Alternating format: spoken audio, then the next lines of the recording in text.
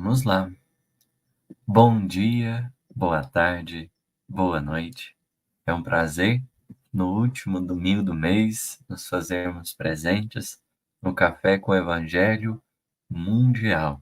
Eu espero de todo o coração, sob as bênçãos do querido Chico, que a gente tenha condições de aqui refletirmos, pensarmos um pouco sobre o Evangelho e nos aproximarmos, querido Mestre. Hoje nós temos um desafio, uma mensagem bastante profunda, intitulada Ação da Prece. E ela parece uma mensagem um tanto que codificada, porque pela maneira que ela foi escrita, André Luiz deixa para a gente não um percurso pronto, mas ele acende algumas luzes e é necessário que a gente faça algumas ligações. Então, a gente já ouviu a mensagem, desculpa, e nós vamos procurar fazer aqui um caminho ligando tudo que André Luiz propôs para a gente, porque ele fala da ação da prece, mas inicialmente ele vai dizer: você é o lavrador, o outro é o campo. Você é a planta, o outro produz. Você é o celeiro, o outro o cliente. Então, inicialmente, ele vai fazer uma correlação entre a gente e o outro, entre a gente e o outro, numa lição que tem como título a ação da prece, o que nos faz pensar em algumas perguntas. A prece não tem a ver com algo que é entre mim e Deus? A prece não está relacionada entre as minhas necessidades e o poder divino? O que o outro tem a ver com as minhas orações? Aonde esse outro ele se encaixa no campo das minhas necessidades? E é isso que a gente precisa responder. É claro que o André Luiz, no finalzinho, ele vai dizer, né, a sublime frase é: você é o desejo de seguir para Deus, mas entre Deus e você, o próximo é a ponte. Então quer dizer que existe sim uma correlação direta entre as minhas orações, entre Deus e o outro, porque no fundo, esse outro, o próximo, os indivíduos, as pessoas, os outros corações, eles vão estar no meio, no meio dessas nossas realizações, no meio desses nossos propósitos e anseios, o que nos pede meditarmos essencialmente a respeito de algumas coisas. Jesus, na sua passagem, ele já bem havia assegurado que o reino divino a gente não o alcança por intermédio de aparências exteriores, nem ei-lo aqui, nem ei-lo ali. O reino divino está tanto dentro quanto no meio de nós. No meio, porque ele está numa coisa chamada lei de sociedade, ou no campo das relações. Lembrando a figura do Gênese na metáfora bíblica, dentro da narração mítica, nós temos a seguinte fala de Deus para Adão, quando ele havia sido criado. Deus vai dizer: não é bom que a criatura humana esteja só. Então a gente vai ter o surgimento dessa companheira da Eva, né? Mas para além disso, ali está estabelecido um desses princípios que o Espiritismo trabalha, aborda, que é a chamada lei de sociedade, ou lei das relações? Nós precisamos do outro? O outro seria importante para nós? É alguma das perguntas que Kardec procura se debruçar e que a gente vai observar nessa mensagem, mas antes de observá-la, pensemos uma coisa. Já trouxemos no episódio anterior, nossa última participação, que Deus, né, no seu amor infinito, pode ser observado em dois movimentos, no de expansão e de contração. Enquanto expansão é Deus agindo, atuando, mas enquanto contração é Deus abrindo espaço para que a gente possa agir e para que a gente possa ser. Se ele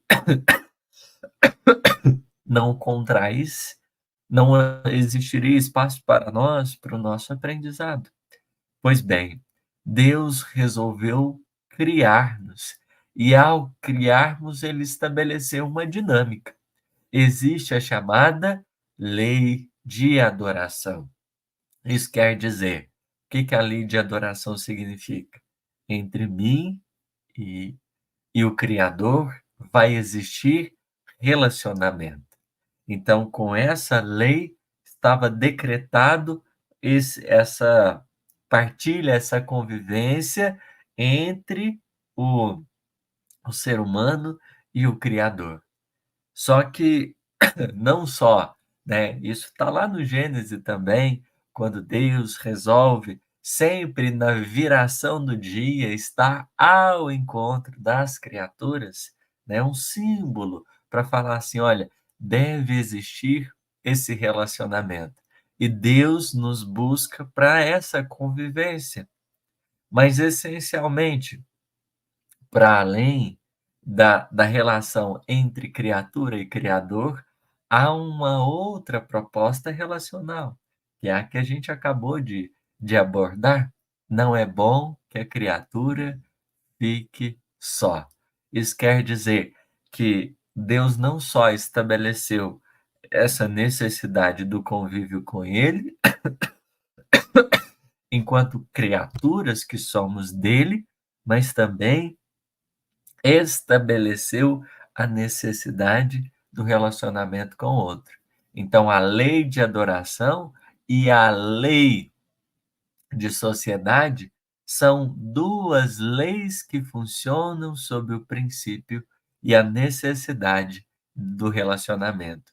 Uma tem a ver com o relacionamento divino e o outro tem a ver com o relacionamento espiritual entre os espíritos, entre as almas, entre os corações, entre os seres. Levando em conta essa informação, vamos seguir. Vamos a algumas perguntas de O Livro dos Espíritos que podem nos ajudar a pensar, porque o nosso desafio, como já abrimos dizendo, é a gente compreender qual a relação entre nós, as nossas orações, Deus e o semelhante, de que modo o outro, né, o próximo,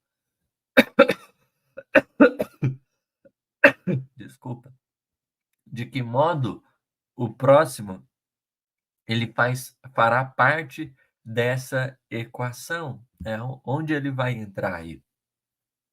E aí, quando a gente pensa nessa mensagem, ação da prece, nós vamos ver nosso querido André Luiz escolhendo o item 7 do capítulo 25 de O Evangelho segundo o Espiritismo, buscai e achareis, aonde Kardec vai comentar uma fala de Jesus. Então, né, a gente tem algumas peças aqui para a gente montar esse quebra-cabeça, mas vamos, antes de olhar essa referência do Evangelho, vamos prosseguir no Livro dos Espíritos, relacionado à questão aqui do capítulo 7, necessidade da vida social. Pergunta Kardec o seguinte: a vida social está em natureza, ou seja, faz parte da lei natural essa busca mútua pela pelas pessoas? Certamente. Deus fez o homem para viver em sociedade. Não lhe deu inutilmente a palavra e todas as outras faculdades necessárias à vida em relação. Observemos aqui que os patrimônios, os atributos que nos foram concedidos pela divindade, eles têm um propósito, eles têm um objetivo: garantir o encontro, garantir a convivência, porque enquanto seres relacionais que somos, nós partilhamos o que a gente chamaria de linguagem. A linguagem é a possibilidade da interação, da compreensão, do entendimento. Foi-nos dado faculdades de modo inteligível para que elas servissem aos nossos corações como instrumento de encontro, de relacionamento, de vínculo, de partilha. Nós temos a inteligência, nós temos a fala, nós temos a audição, nós temos os sentidos todos que nos foram entregues, porque essencialmente há uma proposta divina para que a gente esteja juntos na dinâmica divina. Nós fazemos parte da criação e nos foi depositada a responsabilidade, como o próprio André Luiz vai dizer no Evolução em Dois Mundos, de sermos co-criadores. A princípio, co-criadores em escala menor, tendo em vista que na evolução espiritual a gente começa tendo um campo diminuto de relações, a gente começa tendo um campo diminuto de ação, uma um convite divino a agirmos, mas de modo mais circunscrito, né? Começamos dentro do lar, ali nas proximidades de onde nós moramos, mas à medida que a gente avança, que o nosso olhar vai abarcando outros horizontes, que vamos desenvolvendo-nos intelecto, moralmente, nós vamos tendo condições de caminharmos enquanto co-criadores em escala maior. À medida que a gente avança, os horizontes a serem vislumbrados também. Se o co-criador em escala menor atua no campo de um planeta, eis que aqueles que se erguem na condição de irmãos maiores vão se relacionando a nível interplanetário, intergaláctico, porque a proposta da vida, como Jesus vai dizer, sede fiel no pouco e eu lhe confiarei o muito.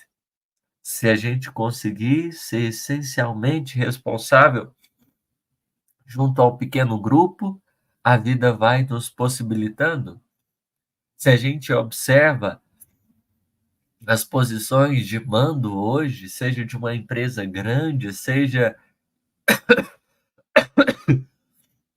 de um presidente, de um governador, e a gente se espanta com os poderes e as responsabilidades que ali se acham investidos, imaginemos na condição do Cristo, responsável por estar conduzindo bilhões e bilhões de seres.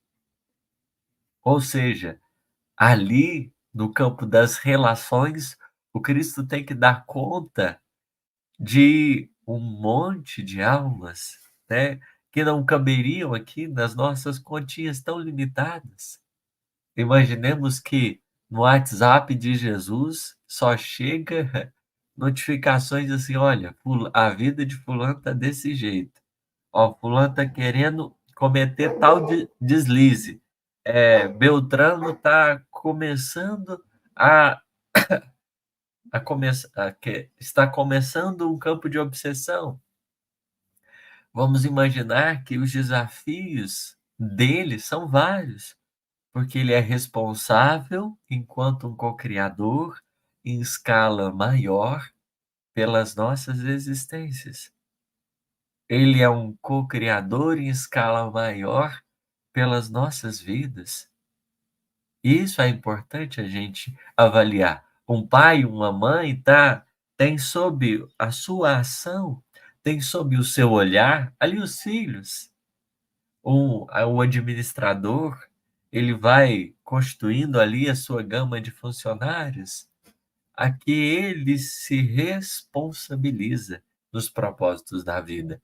E tudo isso é possível porque nós temos ferramentas que facilitam e que intermediam a nossa relação entre o outro, as possibilidades da linguagem.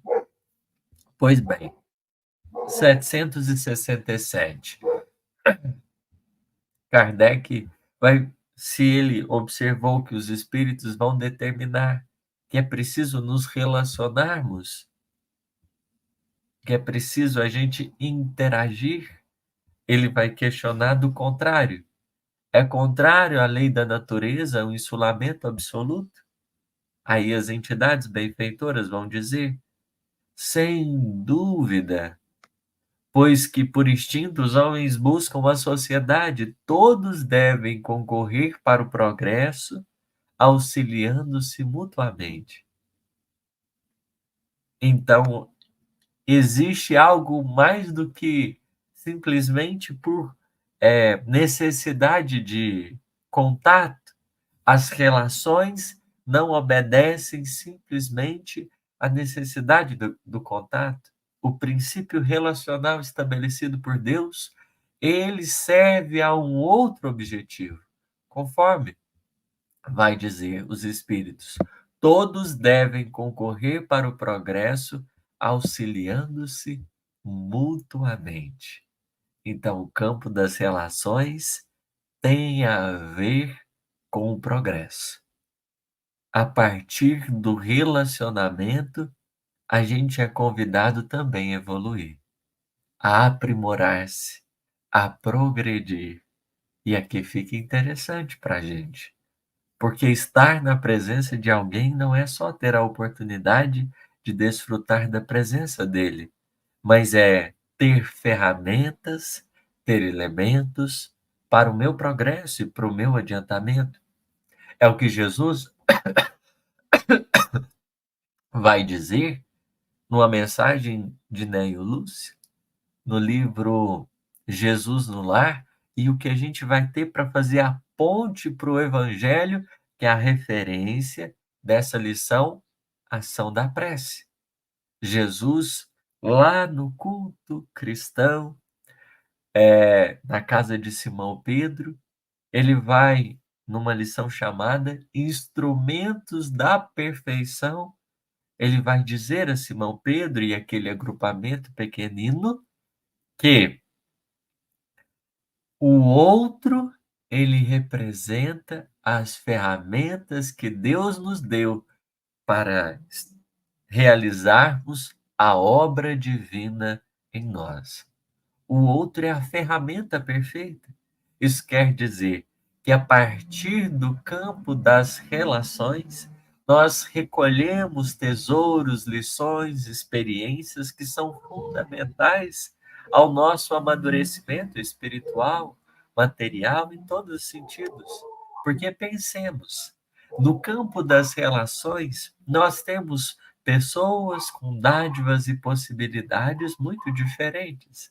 Temos um cientista, nós temos um médico, nós temos alguém que nas posições humanas pode ocupar a condição de pedreiro, de servente, de professor, de gari, nesses diversos lugares que nós nos habilitamos a permanecer, ali nos encontramos por predisposições, por dádivas divinas que nos são entregues momentaneamente para, né, que colaboremos com a nossa evolução, mas que também facultemos à sociedade o seu aprimoramento, o seu desenvolvimento. Então, o esforço de um cientista me afeta, porque, em verdade, no princípio das relações, o afeto, o ser afetado, o afetar, é o princípio básico do estímulo ao progresso. Aquilo que o outro faz, aquilo que ele realiza, repercute na minha vida. É o que Emmanuel vai dizer lá no Pensamento e Vida, quando ele vai considerar que tudo funciona sobre o princípio da interdependência e da repercussão. Isso quer dizer, eu dependo do outro, o outro depende de mim. Desde o momento que a gente encarna, eu só encarno a partir da possibilidade que o outro me fornece. E a gente precisa agradecer e muito a nossa possibilidade de estarmos no planeta, a dádiva do nascimento, da gestação. Tudo isso é para nós um presente. Desde esse primeiro momento, a gente precisa uns dos outros. Essa é a lição primeira da vida. Nada fazemos sem que alguém nos abençoe. Nada fazemos, nada alcançamos, nada conseguimos. Mas para além da interdependência existe a repercussão. O que o outro faz ou deixa de fazer afeta a minha vida. Então, nesse particular, como nós temos ferramentas e no nosso planejamento divino, a gente foi chamado a sermos co-criadores, nós vamos sendo postos em posições, em experiências em que nós vamos tanto nos ajudando quanto também sendo úteis àqueles que nos cercam. Essa cadeira que eu estou sentado, né, é pelo a lei de sociedade que eu posso usufruir dela. Ela não representa o esforço meu, é o esforço de alguém. Essa parede que está atrás de mim, que foi erguida, essa cortina que está do meu lado, alguém me afetou positivamente porque me possibilitou alcançar tudo isso. Teve os recursos para adquirir, teve o trabalho. Então, vai dizer Kardec, lá no Evangelho segundo o Espiritismo, capítulo 25, no item 7, quando ele está comentando uma fala de Jesus que muitas vezes é entendida de maneira equivocada. De maneira equivocada. Aquela fala que o mestre diz assim: é, observai os pássaros de céu, não semeiam, não ceifam, nada guardam em celeiros, mas vosso Pai os alimenta. Não sois muito mais do que eles? E qual dentre vós o que pode, com todos os seus esforços, aumentar de um côvado a sua estatura? Por que também vos inquietais pelo vestuário? Observai como crescem os lírios do campo, não trabalham nem fiam, entretanto eu vos declaro que nem Salomão, em toda a sua glória, jamais se vestiu como um deles. Ora, se Deus tem cuidado de vestir dessa maneira a erva do campo, que existe hoje e amanhã será lançada na fornalha, quanto maior cuidado não terá em vos vestir, ó homens de pouca fé. Não vos inquieteis, pois, dizendo que comeremos, que beberemos, ou de que nos vestiremos, como fazem os pagãos, porque vosso Pai sabe que tendes necessidades dela. Kardec pega, Kardec pega esse pensamento de Jesus para tratar do princípio de sociedade, porque se existe o cuidado divino entre Deus e as criaturas, existe também a relação de criatura para com a criatura, a necessidade de nos ajudarmos mutuamente, porque como vimos em O Livro dos Espíritos 767, a lei de sociedade não é apenas uma necessidade de convívio, mas é também o fundamento da lei do progresso. Então, a partir do campo dos nossos serviços, das nossas disposições, nós vamos ajudando-nos mutuamente. E na sociedade ninguém consegue fazer tudo.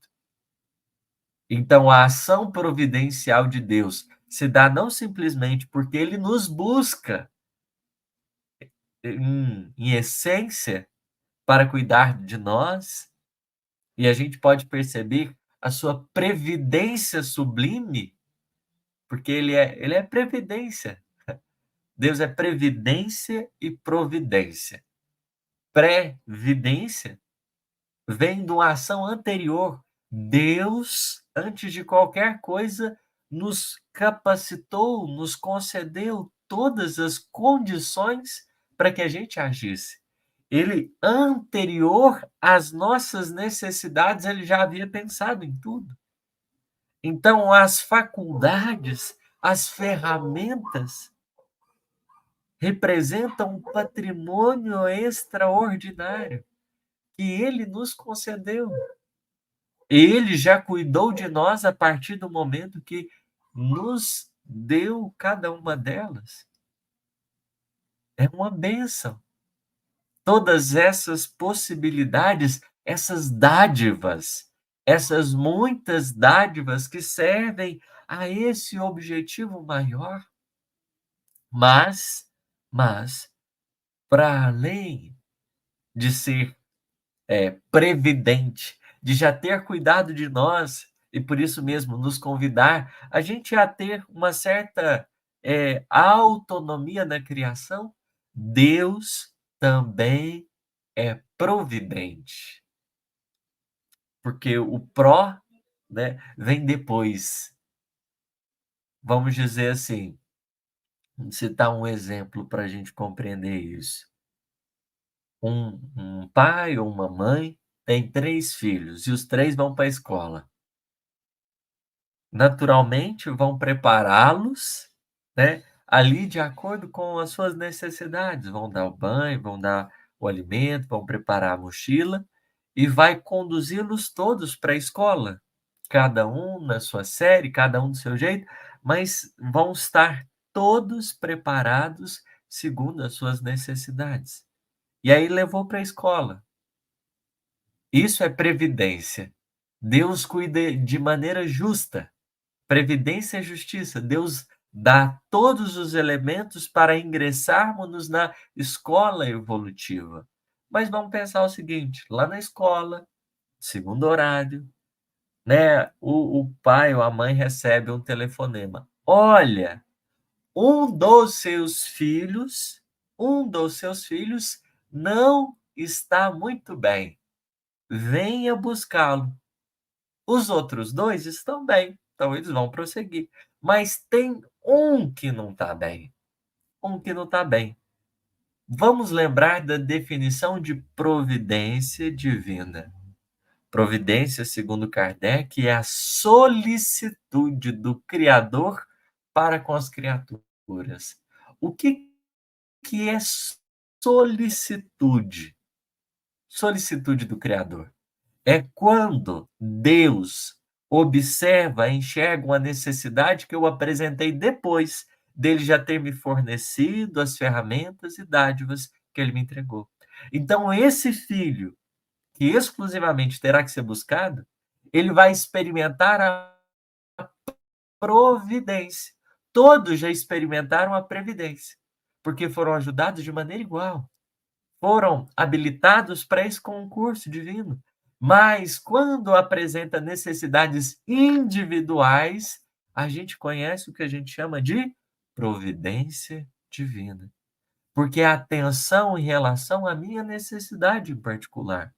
Aquilo que eu preciso, aquilo que eu preciso, aquilo que eu necessito. Então, nesse momento, o pai ou a mãe vai lá buscar o filho ou a filha que está doente, os outros continuam. Quem vai experimentar naquele momento esse tipo de providência? Só o que precisa. Assim, Deus relaciona-se com a criação. Deu-nos faculdades extraordinárias para que a gente pudesse se desenvolver, se aprimorar. A partir do relacionamento com o outro e com ele mesmo. em que nos seria possível, no campo das relações, o nosso amadurecimento. Por que que a gente amadurece? Por que que a gente evolui enquanto a gente está relacionando? Desculpa. Eh, e aí, vamos para a mensagem do nosso querido André Luiz, para a primeira parte dela. Ele começa dizendo: "Você é o lavrador, o outro é o campo. Então eu vou trabalhar, mas qual que é o terreno, o solo de trabalho para que eu possa trabalhar, para que eu possa realizar? Qual é esse instrumento? O outro. O outro ele vai me possibilitar, né, esse campo de serviço indispensável. Se não existisse relações, o conhecimento científico não teria sentido ou não teria espaço, porque essa ciência, ela vai se desenvolvendo a partir da partilha, de alguém que vai entendendo daqui, outro dali, vão juntando-se peças, mas a utilidade de tudo que é feito só faz sentido não num eu, mas num nós. É o que André Luiz vai querer nos mostrar a partir de agora, é que o eu só existe por causa do nós. E no nós a gente pode entender o eu. Não existe um outro meio de relacionamento, de evolução, de progresso, senão na compreensão disso. A virtude só faz sentido na presença do outro. Paciência não seria paciência se não tivesse um outro. Caridade só é caridade porque existe o outro. Nenhuma virtude é sozinha em si mesma. Todos os patrimônios da alma, eles dizem respeito à necessidade de vínculo.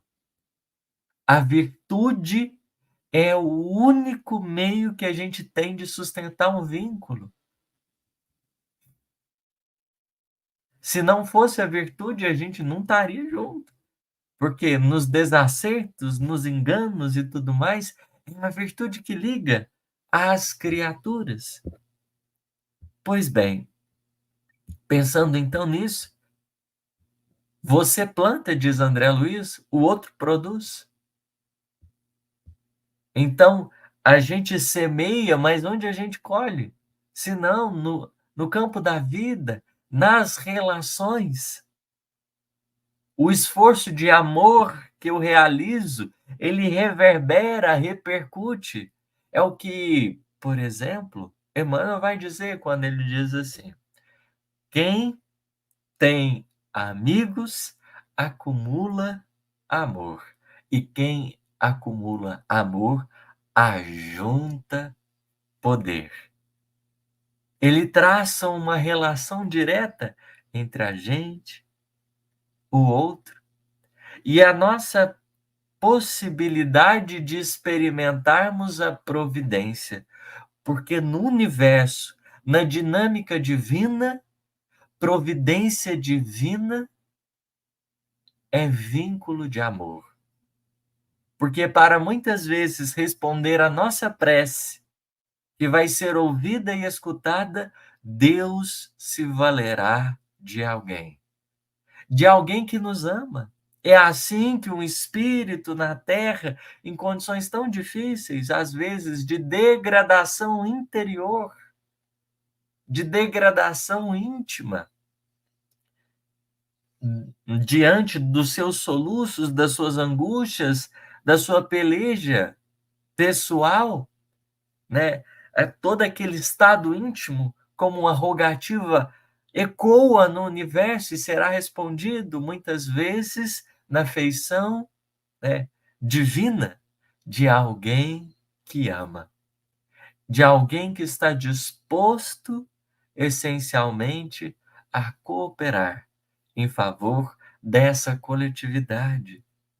No universo não existe igual nos padrinhos mágicos, naquele desenho de antigamente, não existe uma varinha que a gente toca, né, as coisas e tudo se resolve. Para algo acontecer na criação, tudo se dá no plano das relações. Então, o meu pedido em relação a alguma coisa, ele vai ser atendido. Mas como Emmanuel vai dizer, a bênção divina dos céus pede recipiente e braços na terra. Há os espíritos que colaboram desencarnados, mas há necessidade daqueles que também na terra vão nos ajudando.